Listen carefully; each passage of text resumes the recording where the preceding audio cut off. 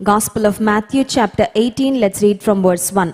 మత్తయి సువార్త 18వ అధ్యాయము మొదటి వచనం నుండి కొన్ని వచనాలు మార్చి చదువుకుందాం. ఆ కాలమున శిష్యులు యేసునొద్దకు వచ్చి, పరలోక రాజ్యములో ఎవడు గొప్పవాడని అడుగగా,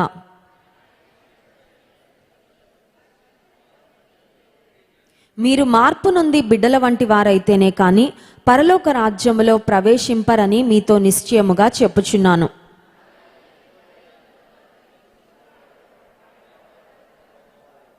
5వ వచనం, మరియు ఇలాంటి ఒక బిడ్డను నా పేరట చేర్చుకొనువాడు నన్ను చేర్చుకొనును. చాలండి. యేసయ్య కొన్ని మాటలు చాలా స్ట్రెస్ చేసి చెప్పేవారు, నిశ్చయంగా మీతో చెప్పుచున్నానని. యేసయ్య చెప్పిన ఏ మాట కూడా లైట్గా మనం తీసుకోవడానికి అవకాశం లేదండి. కొంతమంది అనుకుంటారు దేవుని వాక్యంలో ఎన్నో మాటలు ఉన్నాయి, కొన్ని మాత్రం నాకు నచ్చినవి, నాకు ఇష్టమైనవి, నాకు ఈజీగా ఉండేవి నేను పాటించి, కొంచెం డిఫికల్ట్గా ఉండేవి లేకపోతే కొంచెం కాంప్లికేటెడ్గా ఉండేవి, కొంచెం నేను ఇబ్బంది పడాల్సినవి ఏమైనా ఉంటే అలాంటివి ప్రక్కన పెట్టేద్దాము. చూడండి, చేపలు తింటూ ఉంటాం కదా, ఫిష్ కర్రీ చేసుకుంటున్నప్పుడు మనకు ఒక అనుభవం ఉంటుంది. చేపల్లో కనుక బోన్స్ ఉంటే, ముళ్ళు ఉంటే, ఆ ముళ్ళని మనం ప్రక్కన పెట్టేస్తాం కదండి. ఎందుకంటే అవి డైజెస్ట్ అవ్వవు, అవి నోట్లో ఒకవేళ వెళ్తే అవి స్టక్ అయిపోయి మనకి ఇబ్బంది అవుతుంది, కొన్నిసార్లు ప్రాణం కూడా పోయే అంత ప్రమాదం వస్తుంది. కాబట్టి చేప తింటున్నప్పుడు ముళ్ళు పక్కన పెట్టేస్తూ ఉంటాం. కొంతమందికి ఇది బాగా అలవాటు అయిపోద్ది. అదేంటంటే వాక్యం చదువుతున్నప్పుడు బాగా టేస్టీగా, చాలా ఇష్టంగా, మంచిగా అనిపించిన వాక్యాలు మాత్రం తీసుకొని, కొన్ని కఠినంగా, కొంచెం కష్టంగా అలాంటివి ఉంటాయి, చేపల ముళ్ళు పక్కన పెట్టినట్టు వాటిని పక్కన పెట్టేస్తూ ఉంటారు అనమాట. ఇది నాకు సంబంధం కాదు, ఇది నాకు కాదు, ఇది కొంచెం చేయడం కష్టము, ఇది మరీ ఇంపాసిబుల్, ఇంత ఆత్మీయ స్థితికి నేను ఎప్పటికి ఎదుగుతానులే, అప్పుడు చూసుకుందాంలే, ఈ మాట నా కొరకు కాదు, లేకపోతే వారి కొరకు వీరి కొరకు అని కొన్ని మనం బైబిల్ పోర్షన్స్, కొన్ని వాక్య భాగాలు మనం ఎక్స్క్లూడ్ చేసేస్తూ ఉంటాం. దేవుని వాక్యంలో అలా మనం ప్రక్కన పెట్టడానికి ఏది కూడా లేదండి. హల్లెలూయా. ప్రక్కన పెట్టాల్సినవి నిర్జీవమైన మాటలు ఏవి లేవు, ఉపయోగం లేని మాటలు ఏవి లేవు, మనకి సహాయపడని మాటలు ఏవి కూడా లేవు. ఒకవేళ అలా ఉండుంటే దేవుడు, పరిశుద్ధాత్మ దేవుడు అసలు ఆ పరిశుద్ధ గ్రంథంలో ఆ మాటలు వ్రాయించి ఉండేవారు కాదు. యేసుక్రీస్తు ప్రభువారు ఈ లోకంలో చెప్పిన బోధలు ఆశ్చర్యపరిచాయంట. ఆయన బోధలు వినడానికి చాలా మంది వస్తే ఆయన మాట్లాడిన మాటలకు వారు ఆశ్చర్యపడ్డారంట. యేసుక్రీస్తు ప్రభు 12 సంవత్సరాల వయసులో ఆయన యెరూషలేము దేవాలయములో పెద్దలతో కూర్చొని మాట్లాడుతూ ఉన్నారు. He was talking about the scriptures, he was discussing the scriptures. దేవుని వాక్య భాగాలను ఆయన మాట్లాడుతూ ఉన్నప్పుడు పెద్దలందరూ ఆశ్చర్యపోయారంట. ఎందుకంటే ఇంత చిన్న వయసులో ఇంత జ్ఞానం ఎక్కడి నుంచి వచ్చింది? చాలాసార్లు లోకరీతిగా మనం ఆలోచిస్తే ఒక వ్యక్తికి జ్ఞానం ఎప్పుడు వస్తుందంటే వయసును బట్టి జ్ఞానం వస్తుంది కదండి. వయసు పెరిగే కొద్దీ వయసులో వారు పొందుకున్న అనుభవాలు, వారు పొందుకున్న ఎక్స్పీరియన్సెస్ని బట్టి they gain knowledge and wisdom through experiences. అందుకే వయసులో పెద్దవాళ్ళని ఎప్పుడు కూడా మనం వాళ్ళ దగ్గర కూర్చుని కొన్ని మాటలైనా వినడానికి ప్రయత్నం చేయాలి. చాలాసార్లు యవనస్తులు, చిన్నపిల్లలు అనుకుంటారు పెద్దోళ్ళంతా అవుట్డేటెడ్, మేమంతా అప్డేటెడ్ అనుకుంటారు కదండి. పెద్దోళ్ళేమో అవుట్డేటెడ్, మేమేమో అప్డేటెడ్. ఇప్పుడు జరుగుతున్న సంగతులు, ఇప్పుడు టెక్నాలజీ గురించి పెద్దోళ్ళకి ఎవరికి తెలియదని వాళ్ళ లెక్క చేయరు. కానీ ఒక మాట చెప్పనివ్వండి, మీ కుటుంబంలో పెద్దలైన వారు తల్లిదండ్రులు అయి ఉండొచ్చు, గ్రాండ్ పేరెంట్స్ అయి ఉండొచ్చు, ఒకవేళ అమ్మమ్మలు, నానమ్మలు, తాతయ్యలు అయి ఉండొచ్చు. వాళ్ళ దగ్గర ఉన్న జ్ఞానము చాలా అమూల్యమైనది, డబ్బుతో కొనుక్కోలేనంత విశేషమైన జ్ఞానం వాళ్ళకు ఉంటుంది. ఎందుకంటే జీవిత అనుభవాల సారం నుండి వారు జ్ఞానాన్ని పొందుకుంటారు. వారి యొక్క ప్రార్థనలు, వారితో సమయం గడపడం కూడా చాలా చాలా ఆశీర్వాదం. అందుకని try to spend some time, at least busy స్కెడ్యూల్లో ఈ రోజుల్లో ఇంట్లో ఒకరితో ఒకరికి గడపడానికి అవకాశం ఉండట్లేదు కదండి. పక్కపక్కనే కూర్చొని ఎవరి ప్రపంచంలో వాళ్ళు ఉంటున్నారు, అవునా కదా. ఇంతకుముందు ఇంటికి వచ్చిన తర్వాత కుటుంబం అంతా కలిసి స్నాక్స్ తినేవాళ్ళు, లేకపోతే భార్య భర్తలు చక్కగా కూర్చొని టీ తాగుతూ ఈరోజు జరిగిన విషయాలేంటి, నీ ఉద్యోగ స్థలంలో ఏం జరిగింది, ఇంట్లో ఏం జరిగింది, వచ్చిన ఫోన్ కాల్స్ ఏంటి, లేకపోతే బంధువుల పరిస్థితి, ఇవన్నీ చక్కగా కూర్చొని మాట్లాడుకునేవారు. ఇప్పుడు ఈ సెల్ ఫోన్లు రావడం వల్ల మనుషుల మధ్యలో అగాధం చాలా పెరిగిపోయింది. ప్రక్కనే కూర్చుంటున్నారు కానీ ఒక్కొక్కరు ఒక్కొక్క గ్యాడ్జెట్ వేసుకొని కూర్చుంటున్నారు. కొడుకు టీవీ చూస్తాడు, కూతురు సెల్ ఫోన్ చూస్తుంది, భర్త ఒక ఫోను, భార్య ఇంకేదో పనిలో ఉంటుంది. సో మనుషులు ప్రక్కనే ఉంటున్నారు కానీ వారి మధ్యలో అగాధం పెరిగిపోతూ ఉంది, వారి మధ్యలో డిస్టెన్స్ పెరిగిపోతూ ఉంది. ప్రక్కనే ఉన్న కుటుంబీకులతో చాలాసార్లు మనం కనెక్ట్ అవ్వలేకపోతున్నాం. అందుకని కొన్నిసార్లు మన జీవితంలో మనము ఫోన్ ఫాస్టింగ్ చేయాలి. ఏం ఫాస్టింగ్ అండి? ఫోన్ ఫాస్టింగ్ అంటే అర్థం ఏంటంటే ఈరోజు ఈ 4 గంటలు ఇంకా అసలు నేను సెల్ ఫోన్ ముట్టుకోకుండా కాసేపు ప్రక్కన పెడితే ప్రార్థన చేసుకోవడానికి మనకు సమయం దొరుకుతుంది, వాక్యం చదువుకోవడానికి సమయం దొరుకుతుంది, కుటుంబీకులతో మాట్లాడడానికి, వారితో వారి విషయాలు తెలుసుకోవడానికి, సమయం గడపడానికి మనకి కొంచెం టైం దొరుకుతుంది. కాబట్టి కొన్నిసార్లు మనం ఫోన్ ఫాస్టింగ్ చేయాలి. సరే, పెద్దల దగ్గర చాలా జ్ఞానము ఉంటుంది, పెద్దలతో కూర్చొని సమయం గడపడం చాలా మంచిది. ఎందుకంటే వారి దగ్గర నుండి అమూల్యమైన విషయాలు ఎన్నో మనము నేర్చుకుంటూ ఉంటాం. పెద్దలకు ఇవ్వవలసిన గౌరవం ఖచ్చితంగా మనము ఇవ్వాలి. దేవుని వాక్యం కూడా సెలవిస్తుంది, పిల్లలారా పెద్దలకు లోబడి ఉండండి. పిల్లలారా అంటే వయసులో పిల్లలే కాదు, జీవితంలో ఎంత పెద్ద వయసుకు వచ్చినా మనకంటే పెద్దలు ఎవరో ఒకరు ఉంటారు కదండి. మనకంటే పెద్దలు, వయసులో దేవుడు పెట్టిన పెద్దలు, ఆత్మీయంగా దేవుడు ఉంచిన పెద్దలకు లోబడి మనము ఉన్నప్పుడు ఖచ్చితంగా మన జీవితంలో ఆశీర్వాదాన్ని, దీవెనను పొందుకుంటాం. సో పెద్దలు వారి అనుభవాల ద్వారా వారికి వచ్చే జ్ఞానం ఒకటి. ఇంకొకటి ఏంటంటే చదువుకున్న వారికి కూడా చాలా జ్ఞానము ఉంటుంది. చాలా మంది బాగా చదువుకున్న వారి ముఖం చూడగానే మనకు అర్థమవుతుంది వీళ్ళు చాలా వైస్. చదువుకొని వారు కొన్నిసార్లు వారి ముఖం చూడగానే మనకు అర్థమైపోతూ ఉంటుంది. ఎందుకంటే వారికి జ్ఞానం లేకపోతే వారి ముఖంలోనే అది కనబడుతూ ఉంటుంది. జ్ఞానం ఎవరికి ఎక్కువ ఉంటుందో వారి ముఖంలో ఒక రకమైన ప్రకాశత, ఆ బ్రిలియన్స్, ఆ ఇంటెలిజెన్స్ అనేది ముఖంలోనే మనకి కనబడుతూ ఉంటుంది. ప్రసంగి గ్రంథంలో మాట ఉంటుంది కదా, జ్ఞానవంతుని యొక్క ముఖానికి వాని జ్ఞానమే ఒక తేజస్సుని ఇస్తుంది అనే మాట వాక్యాల్లో కూడా మనం గమనిస్తాం. అయితే యేసుక్రీస్తు ప్రభు ఈ లోకంలో జీవించినప్పుడు ఆయన కన్నా వయసులో చాలా పెద్దగా ఉన్నవారు కూడా ఆయన మాటలను బట్టి ఆశ్చర్యపడ్డారు. ఎందుకంటే ఆయన సామాన్యమైన మనుషుడు కాదు కాబట్టి, ఆయనకి ఏదో పుస్తకాలు చదివి వచ్చిన జ్ఞానం కాదు ఆయన జ్ఞానము, లేకపోతే ఆయన వయసును బట్టి వచ్చిన జ్ఞానం కాదు, కానీ ఆయన దేవాతి దేవుడే మానవ రూపంలో ఈ లోకానికి వచ్చారు కాబట్టి ఆయన యొక్క మాటలు దైవికమైన మాటలు, పరలోక రాజ్య సంగతులు యేసయ్య బోధిస్తూ ఉంటే ఆయన యొక్క బోధకు ఆయన చుట్టూ ఉన్నవారు ఆశ్చర్యపోయారు. అయితే యేసయ్య యొక్క బోధలో కొన్ని మాటలు మనం చాలా జాగ్రత్తగా గమనిస్తే, ఆయన నిశ్చయముగా మీతో చెప్పుచున్నాను, ష్యూర్లీ ఐ టెల్ యూ అంటే అర్థం ఏంటంటే ఈ మాటలలో ఇంకా మీరు అనుమానించాల్సిన అవకాశము లేదు, ఈ మాటలు ఖచ్చితంగా మీరు పాటించాలి అని స్ట్రెస్ చేయడానికి కొన్నిసార్లు యేసయ్య నిశ్చయముగా మీతో చెప్పుచున్నాను అని యేసయ్య పలికిన మాటలు చాలా ఉన్నాయి. బట్ ఇక్కడ వాక్య భాగంలో యేసయ్య ఒక మాట అన్నారు. ఆ మాట ఏంటంటే చూడండి, నిశ్చయముగా మీతో చెప్పుచున్నాను అని చెప్పిన మాట 3వ వచనంలో, మీరు మార్పు నొంది బిడ్డల వంటి వారైతేనే కానీ పరలోక రాజ్యములో ప్రవేశింపరని మీతో నిశ్చయముగా చెప్పుచున్నాను. ఈ లోకంలో ఏమున్నా లేకపోయినా పరలోక రాజ్యానికి మాత్రం మనం వెళ్ళాల్సిందే కదండి. We cannot miss heaven. ఈ భూమి మీద పలానా రెస్టారెంట్కి వెళ్ళలేదండి, ఆ భోజనం మిస్ అయ్యారంటే ఏం పర్వాలేదు.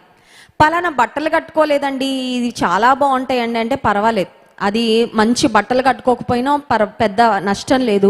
లేకపోతే టేస్టీ ఆహార పదార్థాలు ట్రై చేయకపోయినంత చేత దానివల్ల మనకేం నష్టం లేదు. కానీ పరలోక రాజ్యాన్ని మాత్రం మనం మిస్ అవ్వడానికి అవకాశము లేదు. అయితే యేసయ్య అన్నారు, మీరు మార్పు నొంది చిన్న పిల్లల వంటి వారైతేనే కానీ పరలోక రాజ్యములో ప్రవేశించరు అని యేసయ్య చాలా క్లియర్గా చెప్పారు. యేసుక్రీస్తు ప్రభు వారి యొక్క బోధలలో ముఖస్తుతి ఎక్కడ మనం చూడమండి. మనుషులు బాధపడతారేమో అని ఆయన తేనె పూసి మాటలు ఎక్కడ మాట్లాడలేదు. యేసయ్య యొక్క మాటలు చాలా క్లియర్గా ఉండేవి, చాలా స్పష్టంగా ఉండేవి, చాలా స్ట్రెయిట్గా కూడా ఉండేవి. Jesus spoke words with truth. ఆయన సత్యాన్ని పలికాడు. ఆయన ఎక్కడ కూడా మనుషుల్ని మెప్పించాలని కానీ, మనుషులను సంతోషపెట్టాలని కానీ, మనుషుల ముందు ఒకటి వెనకాల ఒకటి, లేకపోతే అక్కడ ఉన్నవారు ఈ మాటలు చెప్తే బాధపడతారేమో అని ఆయన ఎక్కడ కూడా ఆయన నోరు మూసుకొని ఉన్న సందర్భాలు మనము చూడం. అందుకే వాక్యాలు మనం చూస్తాం, నిజమైన స్నేహితుడు ప్రేమించి గాయము చేయును అని. ఒకవేళ నీవు నిజంగా ఎవరైనా ప్రేమిస్తుంటే వారు దారి తప్పిపోతే నువ్వు ఖచ్చితంగా నోరు తెరిచి వారికి చెప్తావు. You will tell them that they are in the wrong way. నువ్వు ఒకవేళ ఒక వ్యక్తిని ప్రేమిస్తున్నావంటే వారు ఒకవేళ బాధపడతారని తెలిసినా వారిలో ఏదైనా తప్పులు లోపాలు ఉంటే నువ్వు ఖచ్చితంగా వారికి చెప్తావు. చెప్పకపోతే నువ్వు నిజంగా వారిని ప్రేమించట్లేదు అన్నమాట. ఈ రోజుల్లో సమాజం ఎలా ఉందంటే, ఎవరు ఎలా పోతే నాకేంటండి, ఎవరు ఎలా పాడైపోతే నాకేంటండి, ఎవరు ఎలా అక్రమంగా జీవిస్తే నాకేంటండి, అందరికీ నేను మంచి దానిలా ఉండాలి, అందరి దగ్గర మంచి పేరు తెచ్చుకోవాలి, అందుకని మెచ్చుకొని మాటలే చెప్తాను, కానీ కొన్నిసార్లు ఎవరైనా తప్పుడు మార్గంలో వెళ్తే నేను మాట్లాడను అనుకుంటూ ఉంటారు చాలామంది. అది సరైన విధానము కాదు. కొన్నిసార్లు సువార్త ప్రకటించినందుకు కూడా మనుషులు అఫెండ్ అవుతారా అవరా అంటే ఇంతవరకు నేను అనుసరించింది తప్ప, అంటే ఇప్పుడు నేను యేసుప్రభు నమ్ముకోకపోతే నరకానికి వెళ్తానని కొంతమందికి నీ మీద కోపం వస్తుంది, కొంతమందికి నీ మీద బాధ కలుగుతుంది, కొంతమందికి నువ్వు చెప్పే మాటలు నచ్చవు.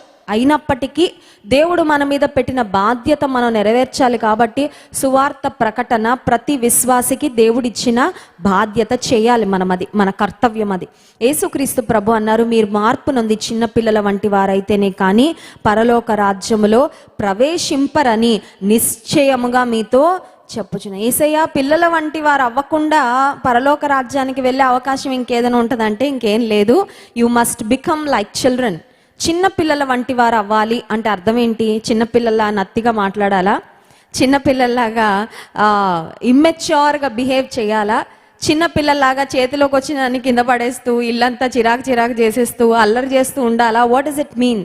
యేసుక్రీస్తు ప్రభు మీరు చిన్న బిడ్డల వంటి వారైతేనే కానీ పరలోక రాజ్యంలో ప్రవేశించరు అని ఎందుకు చెప్పారంటే, చిన్న బిడ్డలలో ఉండే 7 ప్రాముఖ్యమైన లక్షణాలు మీకు చెప్పాలని ఆశపడుతున్నాను. 7 special qualities of little children. చిన్న పిల్లల్లో మనకు కనిపించే చాలా ఉన్నాయి చెప్పుకోవాలంటే, కానీ సమయాన్ని బట్టి 7 ప్రాముఖ్యమైన అంశాలు మీ జ్ఞాపకం చేసి నేను ముందుకు వెళ్ళాలని ఆశపడుతున్నాను. చిన్న బిడ్డలలో మనం గమనించినట్లయితే ఒక రకమైన అమాయకత్వం కనబడుతుంది, అవునా కదా? They don't know it all. వాళ్ళకి అన్నీ తెలియదండి. ఒక రకమైన, ఒక మాటలు చెప్పాలంటే ఒక నిష్కలంకమైన, ఒక కల్మషం లేని, ఒక అమాయకంగా పిల్లలు ఉంటారు కదా. వాళ్ళకి ఏం చెప్తే అది చాలా ఈజీగా నమ్మేస్తుంటారు. You can see that innocence. వాళ్ళలో కుటిలత్వం కానీ లేకపోతే వారిలో కుళ్ళు కానీ ఇలాంటివి ఏవి కూడా చిన్న బిడ్డల్లో మనం చూడము. We can see innocence in children. చిన్న పిల్లలలో ఒక అమాయకత్వాన్ని మనము చూస్తాం. ఆత్మ సంబంధమైన విషయాల్లో కూడా కొన్నిసార్లు నువ్వు అట్టి విధంగా ఇన్నసెంట్గా ఉండాలి. ఇన్నసెంట్ అంటే అర్థం ఏంటంటే, యేసయ్య అన్నారు, మీరు పాముల వలె వివేకముగా పావురముల వలె నిష్కపటులుగా ఉండండి. Be shrewd as the serpents and be innocent like doves అనే మాట వాక్యంలో మనం చూస్తాం. పావురముల వలె నిష్కపటంగా ఉండాలి. కపటమైన ప్రవర్తన మనలో ఉండడానికి వీల్లేదు. కపటంగా ప్రవర్తించే వారితో కూడా మనం ఉండడానికి వీలు లేదు. చాలాసార్లు చూడండి, మనలో కపటమైన ప్రవర్తన లేకపోయినా కొన్నిసార్లు కపట ప్రవర్తన కలిగిన వారితో సహవాసం చేయడం వలన తెలియకుండానే వారి లక్షణాలు మనకు అబ్బుతూ ఉంటాయి. అందుకే పెద్దలు అంటారు, యాటిట్యూడ్స్ ఆర్ కంటేజియస్ అని. ఇతరుల యొక్క స్వభావాలు, లక్షణాలు కూడా కొన్నిసార్లు మనకు అతుక్కుంటూ ఉంటాయండి. కరోనా వైరస్ ఉన్న వాళ్ళు ప్రక్కన కూర్చుంటే కూడా మనకి ఎలా వైరస్ అంటుకుంటుందో, కొన్నిసార్లు కపటమైన ఆలోచనలు, కపటమైన గుణగణాలు కలిగిన వ్యక్తులు మన ప్రక్కన ఉంటే వారితో కొంచెం ఎక్కువగా సమయం గడిపితే కూడా ఆ కపటమైన విధానము మనలో కూడా ప్రవేశించే అవకాశము ఉంటుంది. సో మొట్టమొదటిగా చిన్న బిడ్డలలో మనం కనిపించే, మనం గమనించాల్సిన ప్రాముఖ్యమైన లక్షణము కపటము లేని స్వభావము, ఇన్నసెన్స్. రెండవదిగా మనం ఆలోచిస్తే చిన్న బిడ్డల్లో మనం చూసేది సింప్లిసిటీ. ఏదన్నా చాలా సింపుల్గా అర్థం చేసుకుంటారు, తీసుకుంటారు కదండి. కానీ పెద్దలు వయసు పెరిగే కొద్దీ కాంప్లికేటెడ్గా తయారైపోతూ ఉంటాం కొన్నిసార్లు కదండి. మాట ఎదుటి వ్యక్తి ఒక రకంగా చెప్తే వీళ్ళకి ఇంకొక రకంగా అర్థమవుతూ ఉంటుంది. ఒక ఉద్దేశంతో చెప్తే ఇంకొక ఉద్దేశంతో తీసుకుంటూ ఉంటారు. ఎందుకంటే ఆల్రెడీ మనసులో ఎన్నో గజిబిజిలు, ఎన్నో తొందరలు మనసులో ఉంటాయి. కాబట్టి ఎదుటి వ్యక్తి ప్లెయిన్గా, సింపుల్గా, నైస్గా ఒక మాట చెప్పినా ఆ మాటను ఉన్నట్టుగా స్వీకరించుకోలేరు. చాలామంది కాంప్లికేట్ చేసేసుకుంటా ఉంటారు. మన ఆలోచన విధానం చాలా కాంప్లికేట్ అయిపోతూ ఉంటుంది. ఎదుటి వ్యక్తి మంచిగా ఒక మాట మాట్లాడితే ఈ మాట అన్నారంటే దాని వెనకాల అర్థము ఏంటో, ఈ మాటలో ఉన్న ఉద్దేశము ఏంటో, ఈ మాట ఇలా అన్నారంటే వాళ్ళకి ఏదో ఎవరో చెప్పారేమో, ఇలా అనవసరమైన ఆలోచన, అనవసరమైన తలంపులతో చాలాసార్లు మనము మన ఆలోచన విధానాన్ని కాంప్లికేట్ చేసుకుంటా ఉంటాం. కానీ చిన్న బిడ్డల్లో మనం గమనించేది ఏంటంటే, వాళ్ళు స్ట్రెయిట్గానే ఆలోచిస్తారు. ఒక మాట విన్నా, ఒక మాట పలికినా they just speak with simplicity. ఒక స్వచ్ఛతతో ఆ మాట మాట్లాడతారు. వాళ్ళలో కాంప్లికేషన్ లేకపోతే కాంప్లికేటెడ్ థింకింగ్ అనేది ఉండదు. దేవుని బిడ్డలంగా కూడా we need not be complicated. అన్ని మనం కాంప్లికేట్ చేసుకోవాల్సిన అవసరము లేదు. చూడండి, చిన్న సమస్యను చిన్నగా మనం దాన్ని సులువుగా మనం సాల్వ్ చేసుకోవచ్చు. ఒక ముడి విప్పడానికి 10 ముళ్ళు వేశారనుకోండి, దాన్ని ఏమంటారంటే కాంప్లికేట్ చేసుకోవడం అంటారు. కొంతమంది వారి జీవితంలో వచ్చిన సమస్య చిన్నది, చిన్నగా దాన్ని పరిష్కరించుకోవచ్చు. చక్కగా దేవుని సన్నిధిలో ప్రార్థన చేసుకోవడం ద్వారా కొంచెం తగ్గించుకుంటే చాలు, సమస్యగా పరిష్కారం వస్తుంది. కానీ తగ్గించుకోలేరు. చూడండి, భార్య భర్తల మధ్యలో కొన్నిసార్లు చిన్న సమస్య ప్రారంభమవుతుంది. భర్త ఏదో మాట అంటాడు, లేకపోతే భార్య ఏదో మాట అంటుంది. అనగానే ఇప్పుడు భర్త మాట అనగానే భార్య కోపం వచ్చి ఇంకొక 10 మాటలు అన్నాక ఒక ముడి మీద ఎన్ని ముళ్ళు పడ్డట్టు? 10 ముళ్ళు పడ్డట్టు. అర్థమవుతుందండి? నాట్ అంటేనే కాంప్లికేటెడ్ కదా, ముడి అంటేనే దాన్ని జాగ్రత్తగా విప్పాలి, లేకపోతే అది కాంప్లికేట్ అయిపోయి విప్పలేని స్థితికి వెళ్ళిపోద్ది. ఇప్పుడు ఒక్క మాటతో ప్రారంభమైన ఆ ఫైట్ లేకపోతే కాన్ఫ్లిక్ట్ ఒకదాని తర్వాత ఒకటి, ఒకదాని తర్వాత ఒకటి, ఒకదాని తర్వాత ఒకటి పెరిగి పెరిగి పెరిగి చిలికి చిలికి గాలివనై అది ఇంకెక్కువ అయిపోయి కాంప్లికేట్ అయిపోయి ఏ స్థితికి వెళ్ళిపోద్ది అంటే, నువ్వు నాకు అవసరము లేదు, నువ్వు లేకుండా నేను ఉండలేను అనుకుంటున్నావా అనే స్థాయికి వెళ్ళిపోద్దండి. ప్రారంభం చూస్తే చాలా చిన్నగా ప్రారంభమవుతుంది సమస్య, కానీ కాంప్లికేట్ చేసుకోవడం వలన అది ఇంకా జటిలము అయిపోద్ది. కానీ యేసయ్య మీరు చిన్న బిడ్డల వంటి వారైతేనే పరలోక రాజ్యంలో ప్రవేశించరు అని ఎందుకు చెప్పారంటే, చిన్న పిల్లలు సమస్యల్ని కాంప్లికేట్ చేసుకోరు. వాళ్ళకి ఏదైనా చిన్న ఫైట్ అయిందనుకోండి, అది మర్చిపోతారు, అప్పటికప్పుడే మర్చిపోతారు, అక్కడికక్కడే విడిచిపెట్టేస్తారు. దాని గురించి మళ్ళీ ఆలోచించడం, దాని ఇంటికి తీసుకురావడం, దాని గురించి పంచాయతీ పెట్టడం, దాని గురించి 10 మందికి చెప్పడం, ఇలాంటి సంఘటనలు ఎక్కడ కూడా మనము చూడము. సో చిన్న బిడ్డలలో ఉన్న సింప్లిసిటీ. మూడవదిగా చిన్న బిడ్డల్లో మనకు కనపడే ఒక లక్షణం ఏంటంటే ఫ్రాంక్నెస్. వారిలో ఒక యథార్థత కనబడుతుంది. అవునా కాదండి? చిన్న పిల్లలలో ఒక యథార్థం. వారు దాచుకోవడం వాళ్ళకి తెలీదు, ఒక మాటని ఇంకొక మాటగా చెప్పడం వాళ్ళకి తెలీదు. ఒకసారంట ఒక వ్యక్తి ఒకరింటికి వెళ్ళి తలుపు కొడుతున్నాడంట. తలుపు కొడుతుంటే లోపల తండ్రి కొడుకుకి చెప్పాడంట, నేను లేనని చెప్పురా అని చెప్పాడంట. తలుపు కొడుతున్నారా ఎవరో, వాళ్ళతో నాకు ఇప్పుడు మాట్లాడడం ఇష్టం లేదు, బహుశా అప్పులు ఆయన అయింటాడు, ఇప్పుడు నా దగ్గర డబ్బులు ఇవ్వడానికి నా దగ్గర డబ్బులు లేవు, సో నాన్న లేడు అని చెప్పి పంపించాడంట.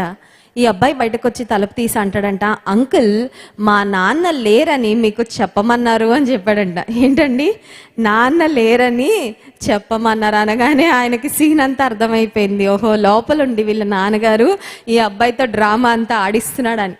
చూడండి, చాలాసార్లు మనము యథార్థత కలిగి ఉండము, కానీ చిన్న బిడ్డలలో ఒక యథార్థత కనబడుతుంది. పాస్టర్ గారు చెప్తా ఉంటారు కదా, ఒకసారి ఒక దైవ సేవకుడు ఒక ఆమె ఇంటికి భోజనానికి పిలిచిందంట. దైవజనం మా ఇంటికి రావాలి, మీరు భోజనం చేయాలి, మీకు మేము ఆతిథ్యం ఇవ్వాలనుకుంటున్నాము అంటే, ఆ పాస్టర్ గారు సరే వారు భోజనం సిద్ధపరుస్తామని చెప్పారు కదా అని వారి ఇంటికి వెళ్ళారంట. ఇంటికి వెళ్ళగానే ఈ పాస్టర్ గారు వెళ్ళి హాల్లో కూర్చుంటే వాళ్ళ ఇంట్లో ఉన్న బాబు వచ్చి అంటున్నాడంట, గుర్రంలాగా తింటారంటండి, ఆయన మీరేనా అని అడిగాడంట. అంటే బహుశా భార్య భర్తలు మాట్లాడుకున్నారేమో, ఆ పాస్టర్ గారు కొంచెం ఎక్కువ భోంచేస్తారు అని. ఆ మాట పాపం ఆ అబ్బాయి మనసులో ఉండిపోయి మళ్ళీ ఎవరి దగ్గర వచ్చి చెప్తున్నాడండి, పిల్లల ముందు ఏం మాట్లాడుకుంటున్నాం చాలా జాగ్రత్తగా ఉండాలి, అట్లని పిల్లలు లేనప్పుడు కుటిలమైన మాటలు మాట్లాడుకోవాలని చెప్పట్లేదు, కానీ యథార్థత చాలా చాలా ప్రాముఖ్యం. ఇంకొక మాటలు చెప్పాలంటే, నీవు రహస్యమందు మాట్లాడుకుంటున్న మాటలు, లేకపోతే తలుపులు వేసినప్పుడు నువ్వు సెల్ ఫోన్లో చేసే కాన్వర్జేషన్స్, ఎవరికి వినపడకుండా మనం మాట్లాడుకునే మాటలు, ఒకవేళ అవి బహిర్గతమైనప్పటికీ నాకే ఇబ్బంది ఉండదండి అనే మాటలే మాట్లాడాలి తప్ప, నువ్వు మాట్లాడుకున్న మాటలు ఒకవేళ బయటకు వస్తే నువ్వు తలదించుకునే పరిస్థితికి వస్తుంది అంటే మాత్రం ఆ మాటలు మనం మాట్లాడడానికి యోగ్యమైన మాటలు కాదు. కొంతమంది చూడండి, ఉన్నది ఒకటైతే బయటకు వెళ్ళి ఇంకొకలాగా చెప్తా ఉంటారు, జరిగింది ఒకటైతే ఇంకొకలాగా అర్థం చేసుకుంటా ఉంటారు, జరిగింది ఒకటైతే బయటకు వెళ్ళి ఇంకొకలాగా పొట్రే చేస్తుంటారు. కలిపి చెరిపెడి మాటలు, ఇతరులను మరి భయంకరమైన విధానంలో ప్రపంచానికి చూపించాలని మాటలు పలికేవారు చాలా మంది ఉన్నారు. కానీ చిన్న బిడ్డలలో ఒక ఫ్రాంక్నెస్ కనబడుతుందండి. హల్లెలూయా. అందుకే యేసయ్య అన్నారు, మీరు చిన్న బిడ్డల వంటి వారైతేనే కానీ మీరు పరలోక రాజ్యములో ప్రవేశించారు. చిన్న బిడ్డల మాటలలో యథార్థత. 4వదిగా చిన్న బిడ్డలలో ఉండే మరొక ప్రాముఖ్యమైన లక్షణము, క్షమిస్తారు, మర్చిపోతారు. అవునా కదా? క్షమిస్తారు, మర్చిపోతారు. మనతో ఉన్న ప్రాబ్లం ఏంటంటే ఫస్ట్ క్షమించము, ఒకవేళ క్షమించినా మర్చిపోం. అవునా? క్షమిస్తాం, ఒకవేళ కష్టపడి క్షమిస్తామేమో. ప్రభు బలలో పాల్పొందే ముందు దేవుని సన్నిధిలో, ప్రభువా ఈ వారంలో నేను ఈ వ్యక్తి ద్వారా ఇబ్బంది పడ్డాను, లేకపోతే ఈ మాటల ద్వారా నేను నొప్పించబడ్డాను, ఈ విధంగా నేను బాధపడ్డాను, గాయపడ్డాను, కానీ పలానా వారిని నేను క్షమిస్తున్నానయ్యా, నీ హృదయంతో నేను క్షమిస్తున్నాను ఒక తీర్మానం తీసుకుంటాం. క్షమించేస్తాము, అయిపోతుంది. కానీ ఆ ప్రింట్ ఏదైతే ఉందో అది అలా ఉండిపోద్ది హృదయంలో. ఆ రికార్డ్ ఏదైతే ఉందో అది అలాగే ఉండిపోద్ది. వాళ్ళు ఏం మాటలు అన్నారో కొన్నిసార్లు అవే గుర్తుంటాయి, లేకపోతే మనం పడిన బాధ కొన్నిసార్లు అలాగే గుర్తుంటుంది. అయిన గాయము మాననివ్వమండి చాలాసార్లు, అవునా కదా? గాయం అయింది, ఓకే, దట్స్ ఫైన్. ఈ లోకంలో జీవిస్తున్నాం కాబట్టి కొన్నిసార్లు కొన్ని రకాలైన గాయాలు అవ్వచ్చు, దట్స్ ఓకే. కానీ గాయం అయిన తర్వాత ఆ గాయం మీద ఒక మెడిసినో లేకపోతే ఒక పౌడరో ఏదో ఒక మెడిసిన్ అప్లై చేస్తే తగ్గిపోద్ది అది. కానీ చాలాసార్లు మనతో ఉన్న సమస్య ఏంటంటే అయిన గాయాన్ని మళ్ళీ మళ్ళీ మళ్ళీ రేపుకుంటా ఉంటాం. ఎవరో రేపరండి, మనమే రేపుకుంటాం. ఎందుకంటే మర్చిపోని కారణం చేత మనకి జరిగిన కష్టాన్ని లేకపోతే మనకు వచ్చిన బాధను మళ్ళీ మళ్ళీ మళ్ళీ మనం జ్ఞాపకం చేసుకుంటూ క్షమించలేని స్థితి. కొన్నిసార్లు క్షమించాం అనుకుంటాం కానీ క్షమించాం. చాలాసార్లు లోపల ఆ కోపం అలాగే ఉండిపోద్ది, లోపల ఆ ఇబ్బందికరమైన పరిస్థితి అలాగే ఉంటుంది. ఏదైనా చిన్నది రాగానే బయటకు వచ్చేస్తుంది అది. అప్పుడు అర్థమవుతుందో వాళ్ళ మీద నాకు కోపం ఒకవేళ ఉందేమో, that's why it came out.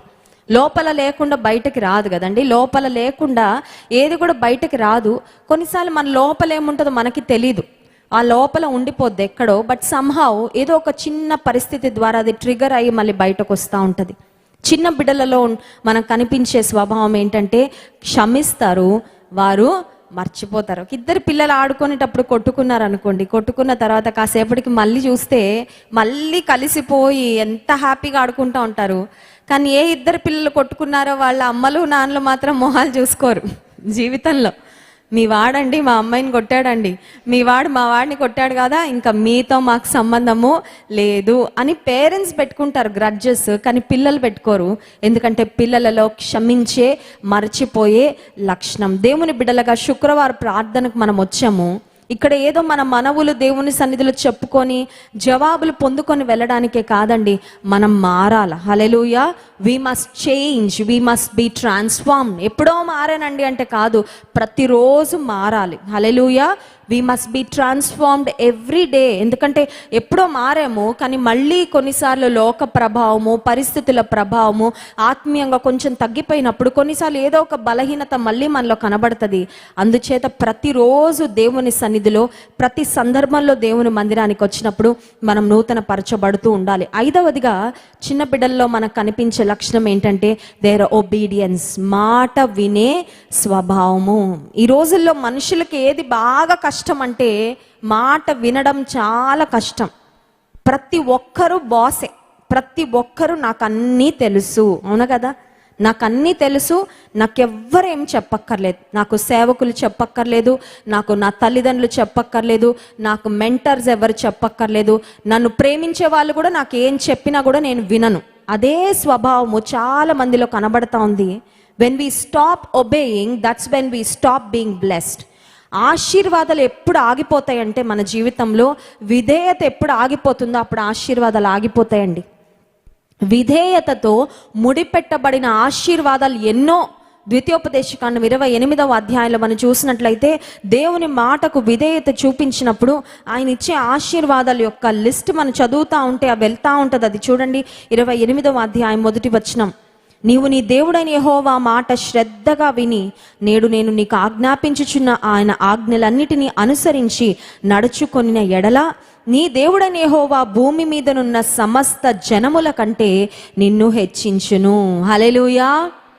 ఈ వచనంలో ఆఖరు భాగం గనక మనకి వాగ్దానంగా వచ్చిందనుకోండి, నీ దేవుడైన యెహోవా ఈ భూమి మీదనున్న సమస్త జనుల కంటే నిన్ను హెచ్చించును అనే ప్రామిస్ వచ్చిందనుకోండి, మనల్ని ఎవరైనా పట్టుకోగలరా? ఎగ్గిరికి అంతేస్తాం కదా, అబ్బా అందరికంటే దేవుడు నన్ను హెచ్చిస్తాడంట, నా కాలేజీలో నేను టాపర్ అవుతాను, లేకపోతే నాకు ఈ సంవత్సరంలో నేను ఏ జాబ్కి అప్లై చేస్తాను ఆ జాబ్ నాకు వస్తుంది, నా కుటుంబంలో నేను ఎన్నో గొప్ప ఆశీర్వాదాలు చూస్తానని పొంగిపోతాం. కానీ ఈ వాగ్దానము షరతుతో కూడిన వాగ్దానం. This promise is a conditional promise. ఏంటి ఆ షరతు అంటే మీ దేవుడైన యెహోవా యొక్క మాటను, ఆయన ఆజ్ఞలను శ్రద్ధగా విని అనుసరించి నడుచుకోవాలి. మన ఆశీర్వాదాన్ని ఎవరు ఆపగలరు చెప్పండి? చాలా మంది అనుకుంటారు నా ఆశీర్వాదాన్ని వాళ్ళు ఆపేస్తున్నారండి, వీళ్ళు ఆపేస్తున్నారండి. కాదు, మన ఆశీర్వాదాన్ని మన అవిధేయత ఆపేస్తుంది.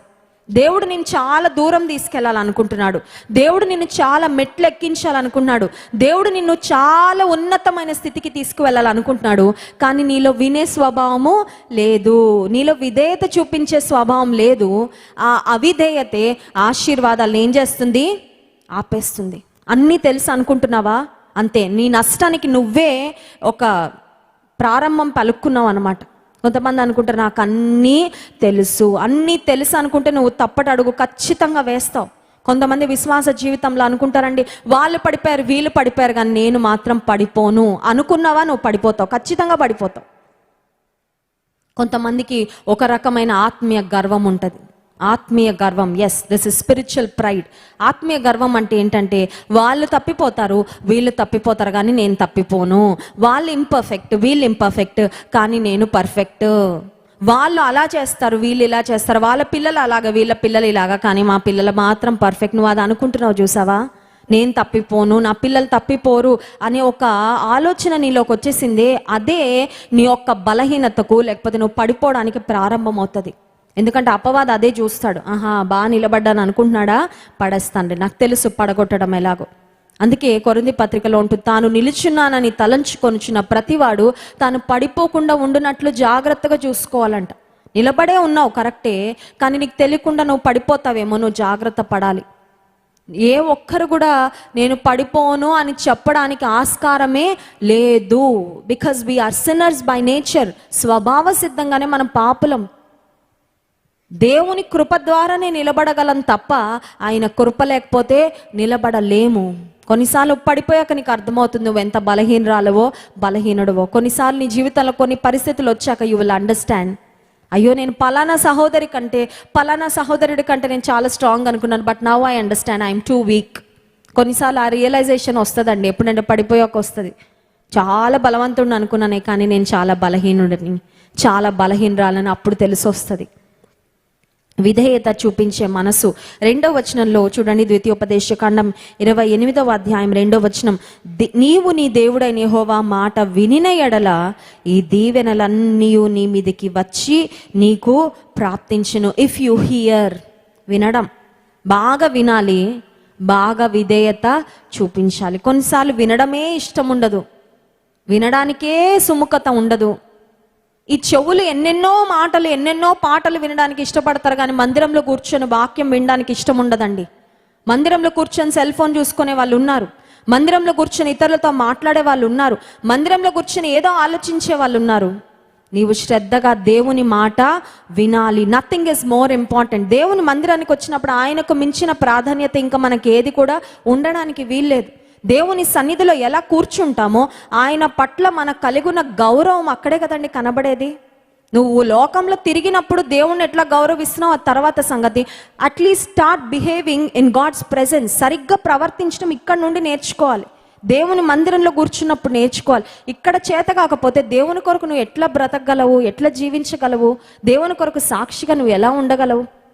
నా మాట శ్రద్ధగా వింటే ఈ దీవెనలన్నీ మీ మీదకి వస్తాయంట. ఆ దీవెనలు చదవండి, ఎన్ని శ్రేష్టమైన ఆశీర్వాదాలు, ఎన్ని శ్రేష్టమైన దీవెనలు. దేవుని మాటకు నిజంగా మనం విధేయత చూపిస్తే మన దీవెనలో ఎవ్వరు కూడా ఆపలేరు. హల్లెలూయా. No one can stop the blessings of God flowing in your life. నీ జీవితంలోకి వచ్చే ఆశీర్వాదాలు ఎవ్వరు కూడా ఆపలేరు. ఇంకొక మాట, నీ జీవితంలోకి వచ్చే ఆశీర్వాదాలు ఎలా అంటే పొంగి పొర్లి ప్రవహిస్తాయి. హల్లెలూయా. ప్రతి ఒక్కరు గుర్తిస్తారండి, వీళ్ళతో దేవుడు ఉన్నాడు, వీరిని దేవుడు ఆశీర్వదించాడు. నువ్వు తెలియని వారు కూడా నిన్ను గురించి సాక్ష్యం ఇస్తారు, నిన్ను గమనిస్తున్న వారందరూ నిన్ను గురించి సాక్ష్యం ఇస్తారు. కానీ దానికి ప్రాముఖ్యమైన అంశం ఏంటంటే దేవుని మాట శ్రద్ధగా వినాలి, దేవుని మాటకు విధేయత చూపించాలి. సో 5వ లక్షణము ఒబీడియన్స్. విధేయతకు ఆపోజిట్ ఏంటంటే రెబెలియన్ అంటే తిరుగుబాటు చేయడం. బైబిల్లో విధేయత చూపించిన వారు ఉన్నారు, తిరుగుబడిన వాళ్ళు కూడా ఉన్నారు. ఐగుప్తు దేశంలో నుండి ఇశ్రాయేలీయులు బయటకు వస్తే దేవుడు మోషేని చెప్పాడు, నువ్వు నాయకుడిగా ఉండాలి. Moses, you need to be the leader. నా ప్రజలను నువ్వు నడిపించాలంటే మోషేకు విరోధంగా చాలా మంది తిరగబడ్డారంటండి. వాళ్ళు అనుకున్నారు మోషే ఏముంది, మోషేకు తిరగబడితే ఏమవుతుంది, మాకు కావలసినవి మాకు ఇక్కడ లేవు. సో మోషేకు విరోధంగా మేము తిరగబడతామని మోషేకు విరోధంగా తిరగబడినప్పుడు వాక్యంలో మనం చూస్తే తిరగబడిన వాళ్ళందరూ కూడా అరణ్యంలోనే చనిపోయారంట. తిరగబడిన వారు ఎవ్వరు కూడా వాగ్దాన దేశంలోకి ప్రవేశించలేదు. అంటే వాగ్దానాల యొక్క నెరవేర్పు ఎవరు చూస్తారంటే విధేయత కలిగిన వారు చూస్తారు. తిరగబడిన వారికి వాగ్దానాల యొక్క నెరవేర్పు ఉండదు. వాగ్దానం రాగానే ఎగిరి గంతేస్తాం, వాగ్దానం రాగానే ఫ్రేమ్ కట్టించి పెట్టుకుంటాం, వాగ్దానం రాగానే సంబరపడిపోతాం. ఇంత మంచి వాగ్దానం వచ్చింది, ఎస్ అది నెరవేర్చాలనే ఇచ్చాడు దేవుడు. కానీ తిరగబడితే వాగ్దానం కూడా తిరిగి వెళ్ళిపోద్ది. అర్థమవుతుందండి? వాగ్దానము నెరవేరాల్సింది బదులు నీ జీవితంలోకి వచ్చిన దేవుని వాక్కు it will just return back if you are rebellious.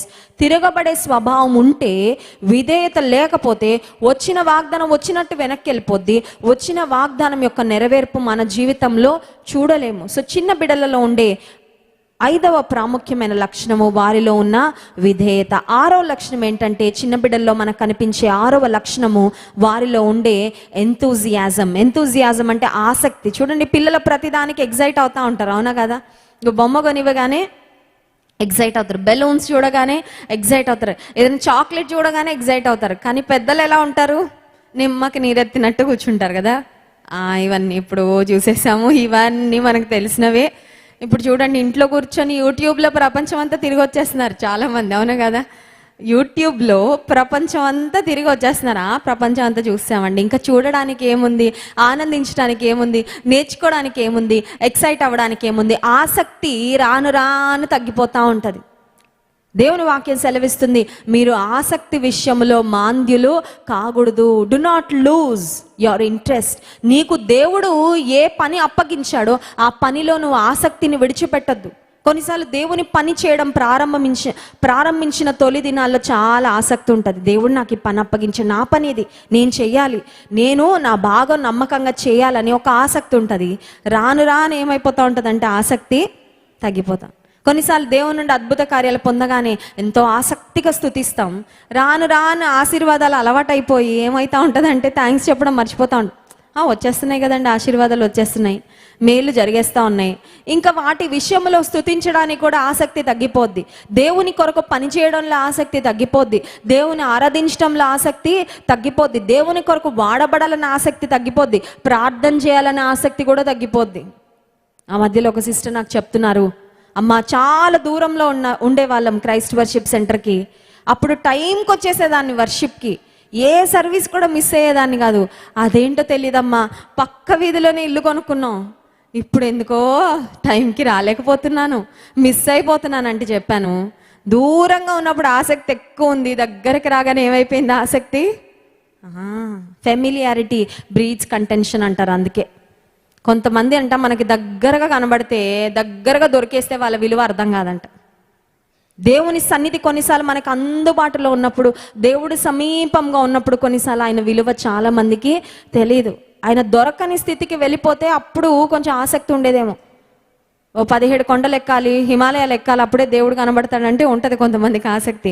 మందిరంలోకి రండమ్మా, దైవ దర్శనం కలుగుతుంది, దేవుడు మిమ్మల్ని దర్శిస్తాడు, ఆశీర్వదిస్తాడు, మీతో మాట్లాడతాడు. ఇక్కడే కదండి ఎప్పుడైనా వెళ్ళొచ్చులేండి, ఇక్కడే కదండి ఎప్పుడైనా ప్రార్థన చేసుకోవచ్చులేండి. ఎప్పుడైనా వింటాడండి ప్రార్థన? వింటాడమ్మా. దేవుడికి టైమింగ్స్ లేవు. అర్ధరాత్రి అయినా వింటాడు, పగలైనా వింటాడు. అంటే పగల అనుకుంటుంది రాత్రి ప్రార్థన చేసుకుంటానని, రాత్రి అనుకుంటుంది పగల వింటాడు కదా దేవుడు, ఇప్పుడు ఎందుకులే ప్రార్థన, రేపు పొద్దున్న చేసుకుందామని. అర్థమవుతుందండి? చాలాసార్లు ఆసక్తి రాను రాను కొంతమందికి తగ్గిపోతూ ఉంటుంది. ఆశీర్వాదాలు ఆగకుండా నీ జీవితంలోకి ప్రవహించాలంటే నీ ఆసక్తిని కూడా నువ్వు ఎప్పటికప్పుడు రెన్యూ చేసుకోవాలి. హల్లెలూయా. ఆసక్తిని ఎప్పటికప్పుడు మళ్ళీ పెంపొందించుకుంటూ ఉండాలి. You must encourage your self. ఎందుకు దేవుని మందిరానికి మాటి మాటికి రావాలి, ఎందుకు ఉపవాస ప్రార్థనలో పాల్పొందాలంటే చల్లబడిపోకుండా. ఒకప్పుడు బాగా వేడిగా ఉన్నాం దేవుని కొరకు, ఒకప్పుడు చాలా రోషం కలిగి ఉన్నాం దేవుని కొరకు. కానీ రాను రాను ఏమైపోతుందంటే నులివెచ్చని స్థితి వచ్చేస్తుంది. కొంతమంది ఐస్ గడ్డల్లాగా అయిపోయారు. చూడండి, ఐస్ గడ్డలు ఎలా ఉంటాయండి? అలా చల్లగా ఉంటాయి కదా.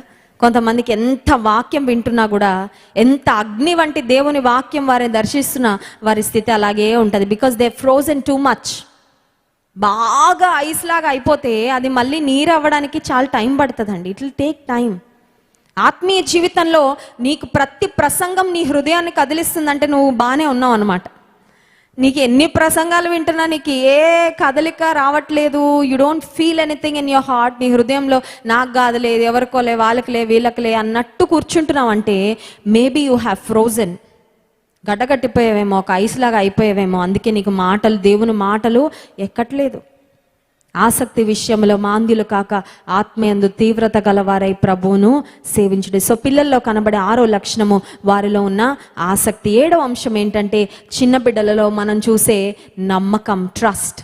పిల్లలలో ఒక నమ్మకం ఉంటుంది తల్లిదండ్రుల మీద, అవునా కదా?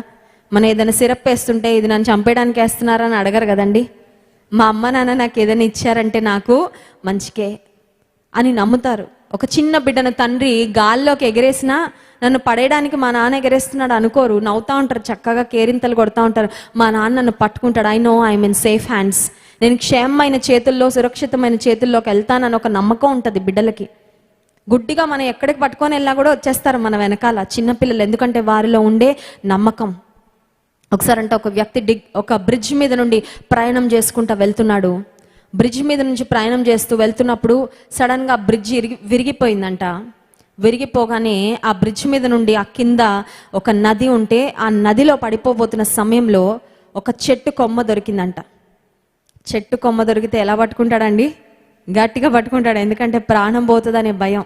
కిందేమో నది ప్రవహిస్తుంది, పైనేమో చెట్టు కొమ్మ, అది కూడా బలహీనంగా ఉంది, స్ట్రాంగ్గా లేదు. అది కొంచెం అయితే విరిగిపోయేలా ఉంది. ఇప్పుడు పైన ఎవరైనా ఉన్నారా అని గట్టిగా అరుస్తున్నాడంట. అలాంటప్పుడు గట్టిగా వస్తుంది కదా గొంతు, ఎందుకంటే ప్రాణ భయంతో గొంతు చాలా గట్టిగా వస్తుంది. పైన ఎవరైనా ఉన్నారా అంటే మనుషులు ఎవరు రెస్పాండ్ అవ్వలేదు, కానీ దేవుడు అన్నాడంట, నేను ఉన్నాను అన్నాడంట. నేను ఉన్నాను బాబు అన్నాడంట. అనగానే అమ్మయ్య అని, దేవుడు నువ్వు ఉన్నావు కదా, నాకు సహాయం చేస్తావులే, పర్వాలేదంటే దేవుడు అన్నాడంట, నేను నీకు సహాయం చేస్తాను, కానీ నువ్వు నేను చెప్పింది చేయాలన్నాడంట దేవుడు. చెప్పయ్యా, ఏం చెప్పినా చేసేస్తాను. చూడండి అలాంటి పరిస్థితుల్లో ఎలా ఉంటుంది, ఏదైనా సరే చేయడానికి రెడీ అయిపోయి ఏం చెప్పినా చేస్తానయ్యా అంటే దేవుడు అన్నాడంట, కొమ్మ వదిలి నేను పట్టుకుంటాను అన్నాడంట. నువ్వు కొమ్మ వదిలిపెట్టు, నేను నిన్ను పట్టుకుంటాను, నా చేతులు ఉన్నాయి నీ కింద, ఏం పర్వాలేదు, కనిపించట్లేదు, but I will hold you, నేను పట్టుకుంటా, కొమ్మ వదిలిపెట్టే అంటే ఇప్పుడు అంటున్నాడంటే ఇంకెవరైనా ఉన్నారా అంటున్నాడంట. ఏమంటున్నాడండి? ఇంకెవరైనా ఉన్నారా? అమ్మో, దేవుడు చెప్పిన సలహా చాలా కష్టంగా ఉంది, ఇది చేయాలంటే నాకు చాలా నమ్మకం కావాలి, నేను నా ప్రాణం కోల్పోయే అంత తీర్మానం మాత్రం నేను తీసుకోలేను, I can't trust God too much. నమ్ముతాను కానండి, దేవుడిని మరి ఇంతలాగా అయితే నమ్మలేనండి. చాలామంది అలాంటి పరిస్థితుల్లోనే ఉన్నారండి. నమ్ముతానండి, ఇంత చిన్న చిన్న సమస్యల నుండి విడిపిస్తాడని నమ్ముతానండి, పెద్ద సమస్యల నుండి విడిపించగలడని నమ్మనండి. చిన్న బాధలు తీరుస్తాడని నమ్ముతానండి, పెద్ద బాధల నుండి తప్పిస్తాడని మాత్రం నమ్మలేకపోతున్నా. చిన్న చిన్న వ్యాధుల నుండి స్వస్థపరుస్తాడని నమ్ముతున్నాను, కానీ ఇంత భయంకరమైన ప్రాణాంతక వ్యాధి నుండి కూడా తప్పిస్తాడని అయితే నేను నమ్మలేకపోతున్నా. దేవుడు అంటాడు, నువ్వు నమ్మలేకపోతే నేను ఏమి చేయలేను అంటాడు. దేవుడు ఎవరి విషయంలో కార్యం చేస్తాడంటే ఒక చిన్న బిడ్డ వలె అమాయకంగా పరిపూర్ణంగా ఎవరు నమ్ముతారో వారి జీవితంలోనే కార్యాలు చేస్తాడండి. హల్లెలూయా. ఉదయకాల సమయంలో నువ్వు అలా నమ్మగలవా? Do you have a child like faith? ఆ చైల్డ్ లాగా ఒక చిన్న బిడ్డ వంటి ఆలోచన విధానం నీకుందా? అది you always complicated in your thinking? అందరి విషయంలో అలాగే కాంప్లికేటెడ్గా ఆలోచిస్తున్నావా? మాటకు విధేయత చూపించలేని ధిక్కరించే స్వభావం ఒకవేళ ఉందా? క్షమించలేని స్థితిలో ఉన్నావా? మన బలహీనతలేంటో దేవుని సన్నిధిలో కూర్చున్నప్పుడు చాలా సూటిగా దేవుడు మాట్లాడతాడు. ఎప్పుడైనా మాట్లాడాడండి మీతో? మాట్లాడాడు అన్నవారు ఒకసారి మీ చేయి చూపించండి. Yes, God speaks. దేవుడు మాట్లాడతాడు. ఇప్పుడు కూడా నేను ఈ మాటలు చెప్తూ ఉంటే కూడా దేవుడు మాట్లాడుతున్నాడు. మీతోనే కాదు, నాతో కూడా మాట్లాడుతున్నాడు. I can feel God speaking to me. ఎందుకు మాట్లాడతాడంటే మనం మారాలని మాట్లాడతాడు. విని వెళ్ళిపోవాలని మాట్లాడాడు దేవుడు. విని వెళ్ళిపోవాలనుకుంటే దేవుడు మాట్లాడాడు కదా. ఆయన మాటలకు మనం విలువ ఎప్పుడు ఇచ్చినట్లంటే ఆయన మాటలకు మనము స్పందిస్తే, మార్చుకుంటేనే ఆశీర్వాదం, మార్చుకుంటేనే దేవునికి మన జీవితము ద్వారా ఘనత. యేసయ్య అంటున్నాడు, మీరు మార్పు నొంది చిన్న బిడ్డల వంటి వారైతేనే కానీ దేవుని రాజ్యంలో, పరలోక రాజ్యంలో ప్రవేశింపరని నిశ్చయముగా మీతో. నేను ఇంకొక విధంగా చెప్పుకుంటే, మీరు మార్పు నొంది చిన్నపిల్లల వంటి వారైతే పరలోక రాజ్యంలో మీకు నిశ్చయముగా చోటుంది. హల్లెలూయా. చిన్న బిడ్డల వలె అవ్వడము ఇట్ ఈస్ అ ప్రాసెస్. అది ఇట్లా స్విచ్ లాగా ఇట్లా వేగానే చిన్న బిడ్డల్లాగా అయిపోం కదా. మెషిన్లో పంపించి మనల్ని స్విచ్ చేస్తే చిన్న బిడ్డల లాంటి మనసు వచ్చేది. It's not like a switch, but it's a process. అది ఒక ప్రాసెస్, అది టైం తీసుకుంటుంది, కొంచెం కష్టం. మనల్ని మనము మలుచుకోవాలా, కొన్నిసార్లు మనల్ని మనం తగ్గించుకోవాలి. యేసే చెప్పిన ఇంకొక మాట, ఆ ఒక్క మాట చదువుకొని ముగించుకుందాం. చూడండి 18వ అధ్యాయంలో 4వ వచనం, కాగా ఈ చిన్న బిడ్డ వలె తన్ను తాను తగ్గించుకొని వాడెవడు వాడే పరలోక రాజ్యములో గొప్పవాడు. చిన్న బిడ్డలలో ఉండే ఇంకొక ప్రాముఖ్యమైన లక్షణం యేసే ఇక్కడ చెప్పారు. అదేంటంటే చిన్న బిడ్డలు ఏం చేస్తారంట? తగ్గించుకుంటారంట. తగ్గించుకున్న వాళ్ళే పరలోక రాజ్యానికి వెళ్తారు. సింపుల్. తగ్గించుకున్న వాళ్ళే పరలోక రాజ్యానికి వెళ్తారు. కానీ ప్రపంచంలో చాలా మంది అనుకుంటారు, హెచ్చించుకుంటేనే మాకు విలువ, హెచ్చించుకుంటేనే ఈ సమాజంలో బ్రతకగలము, హెచ్చించుకుంటేనే ఈ లోకంలో సాధించుకోగలము అని చాలా మంది అనుకుంటారు. కాదండి, యేసే అంటున్నాడు, ఒక చిన్న బిడ్డ వలె తగ్గించుకుంటేనే వారు పరలోక రాజ్యములో గొప్పవారంట. దేవుడు గొప్పతనం ఇస్తాడు, దేవుడు గొప్ప చేస్తాడు. మనల్ని మనం కాదు గొప్ప చేసుకోవాల్సింది. హల్లెలూయా. తగ్గించుకుంటే మంచిదే, తగ్గించబడుతున్నావా ఇంకా మంచిదే, ఏం పర్వాలేదు. కొన్నిసార్లు God takes us through that season when we are humiliated by others. తెలుసా అండి మీకు అది? కొన్నిసార్లు దేవుడు మనల్ని తగ్గింపు నేర్పించడానికి కొంతమంది ద్వారా మనల్ని తగ్గించేటట్టు మాట్లాడిస్తాడు ఆయన. Know that it is God's plan, that you have to go through it. ఏం బాధపడద్దు, నలుగుతావు విరుగుతావు, మంచిదే, నీ మంచి కొరకే. God takes you through that procedure. తెలుసా, అనుభవం గుండా దేవుడు తీసుకువెళ్తాడు. భారతదేశంలో ఘనమైన సేవ జరిగించిన భక్సింగ్ గారు గొప్ప సేవ చేసిన దైవజనులు. ఆయన దగ్గరికి చాలా మంది యవనస్తులు వచ్చేవారంట. సేవలో మాకు ట్రైనింగ్ ఇవ్వండి అని. సేవలో మేము కూడా వాడబడాలండి, మేము కూడా దేవుని చేతిలో ఉండాలని వచ్చేవారంట సేవ ట్రైనింగ్కి. యవనస్తురాండ్రు ఉద్యోగాలు విడిచిపెట్టి కొంతమంది వచ్చేవారు, చదువులు ప్రక్కన పెట్టి కొంతమంది వచ్చేవారు. తల్లిదండ్రులు మీరు యేసయ్యను వెంబడిస్తే ఇంకా మాకు సంబంధం లేదు మీతో అంటే అలా కూడా విడిచిపెట్టి వచ్చేవాళ్ళంట. వాళ్ళకి ఫస్ట్ ఏ పరిచర్య అప్పగించేవారు తెలుసా అండి? క్వైర్లో నిలబడి పాటలు పాడే పరిచర్య కాదు, అందరికీ కనబడేటట్టు చేసే పరిచర్య కాదు, బాత్రూములు కడిగించేవారంట, లాబరేటరీస్ కడిగించేవారంట. ఎందుకు తెలుసా? నువ్వు తగ్గించుకోవడం నేర్చుకోకపోతే నువ్వు దేవుని సేవకు పనికే రావు, దేవుడు పక్కన పడేస్తాడు అంతే. నీకు సిద్ధ మనసు ఉన్నా కూడా సేవ చేయడానికి తగ్గించుకునే మనసు లేకపోతే nobody is eligible to serve the Lord. కొన్నిసార్లు నిన్ను తగ్గించే పరిస్థితులు దేవుడు నీకు ఇస్తాడు, నువ్వు తగ్గింపు నేర్చుకోవడానికి. ఎందుకంటే తగ్గింపు అంటే ఇట్స్ నాట్ ఎ థియరీ కదండి. తగ్గింపు అంటే ఇట్లా చదువుకొని తగ్గింపు అంటే వస్తుందా? తగ్గింపు రాదు. నిన్ను ఎవరైనా తగ్గిస్తే అప్పుడు వస్తుంది నీకు తగ్గింపు. కొన్నిసార్లు మనం అనుకుంటాం ఐఎమ్ సంథింగ్, నేను చాలా గొప్ప అనుకుంటాం. కొన్నిసార్లు దేవుడు అంటాడు నువ్వేమీ కాదు, యు ఆర్ నథింగ్ అంటాడు, చూపిస్తాడు. అది ఫస్ట్ ముందు అది నేర్చుకోవాలి. ఆ పాఠం నేర్చుకోకపోతే దేవుడు ఆయన కార్యాల కొరకు వాడుకోడు, అంతే పక్కన పడేస్తాడు. నేను ఇక్కడే ఉన్నానయ్యా, నన్ను ఎందుకు వాడుకోవట్లేదు అంటే దేవుడు అంటాడు నాకు నీలో కనిపించాల్సిన లక్షణాలు నాకేం కనబడట్లేదు, sorry I can't use you, నేను నిన్ను వాడుకోలేను అంటాడు దేవుడు. ఒక వస్తువు మనం తీసి వాడుకోవాలంటేనే ఆ వస్తువు మనకి తగినట్లుంటేనే మనం వాడుకుంటాం, లేకపోతే ప్రక్కన పెడతాం. దేవాది దేవుడు నిన్ను వాడుకోవాలంటే నీలో కొన్ని ఎలిజిబిలిటీస్ ఉండాలి, క్వాలిఫికేషన్స్ ఉండాలి. ఏంటా క్వాలిఫికేషన్ అంటే తగ్గింపు నేర్చుకో, పర్వాలేదు తగ్గించుకో. ఎవరైనా నిన్ను మాటలు అంటున్నారా, తల దించుకొని విధేయత చూపించు, అప్పుడే దేవుడు వాడుకుంటాడు. తప్ప నాకు ఇలాగా నాకు అలాగా, నేను ఇంత గొప్ప నేను అంత గొప్ప అని చూపించుకోవాలని ఉంటే దేవుడు ప్రక్కన పడేస్తాడండి, దేవుడు వాడుకోడు.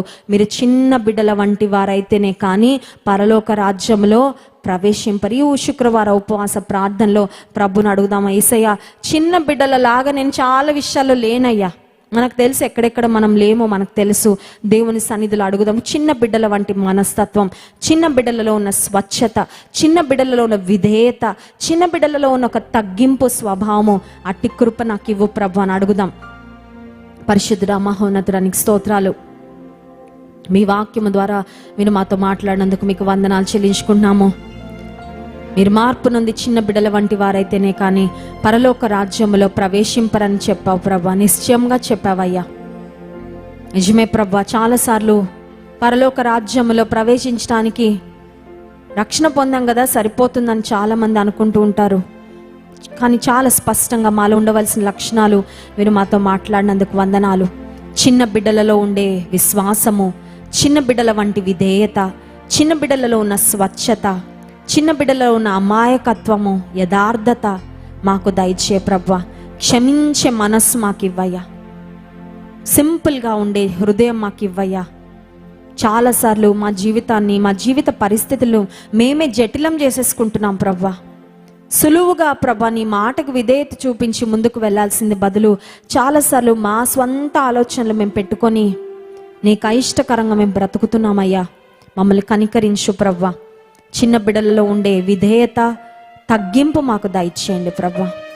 ఈ సన్నిధిలో మేము తగ్గించుకున్నప్పుడే నీ రాజ్యములో మేము ప్రవేశిస్తామని మీరు మా జ్ఞాపకం చేసినందుకు వందనాలు. విన్న వాక్యము మా హృదయాల్లో ఫలింపచేయండి. మిమ్మల్ని స్తుతించి ఆరాధించబోతుండగా ఆరాధన ఆత్మతో మమ్మల్ని నింపుమని యేసు నామమున ప్రార్థిస్తున్నాం తండ్రి. ఆమేన్.